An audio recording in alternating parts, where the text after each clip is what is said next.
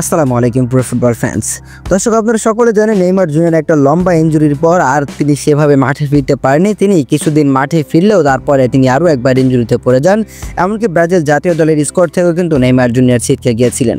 মূলত নেইমার জুনিয়রকে নিয়ে কিন্তু কথা বলতে গেলে ভিডিও শেষ করা হবে না। নেইমার জুনিয়র অনেক বড় মাপের একজন মানুষ, অনেক বড় মাপের একজন ফুটবলার। নেইমার জুনিয়র আসলে হতাশার একটা নাম ব্রাজিলিয়ান সমর্থকদের কাছে। তো সেই নেইমার জুনিয়র কিন্তু আসলে নিজে হতাশ হলেও কিন্তু ভক্ত সমর্থকদের হতাশ হতে নারাজ, কারণ নেইমার জুনিয়র 2026 সালের বিশ্বকাপ নিয়ে আরও একবার কথা বলেছেন। যদিও নেইমার জুনিয়র 2026 সালের বিশ্বকাপ নিয়ে কিন্তু এর আগে অনেকবার কথা বলেছেন, তবে এবার কিন্তু নেইমার জুনিয়র বললেন, আমার সবচেয়ে বড় স্বপ্ন হলো বিশ্বকাপ। আগামী বছর আমাদের একটি ভালো সুযোগ থাকবে, আশা করি আমি সেখানে থাকবো এবং জিতবো। মূলত নেইমার জুনিয়র স্পষ্টভাবে বলছে আগামী বছর একটা বড় সুযোগ থাকবে ব্রাজিলের জন্য, সেখানে নেইমার জুনিয়র থাকতে চান এবং বিশ্বকাপ জিততে চান, এবং এটাই নেইমার জুনিয়রের সবচেয়ে বড় স্বপ্ন।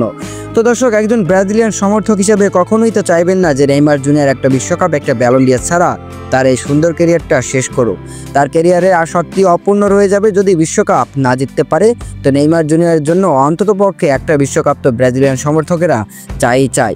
তো দর্শক, কি মনে হয় নেইমার জুনিয়র কি পারবে ইনজুরি থেকে দুর্দান্তভাবে কামব্যাক করে ব্রাজিলের ওই হলুদ জার্সিতে নিজেকে পুরনো রূপে রাঙিয়ে আরও একবার ব্রাজিলকে ওই বিশ্বকাপ জেতাতে?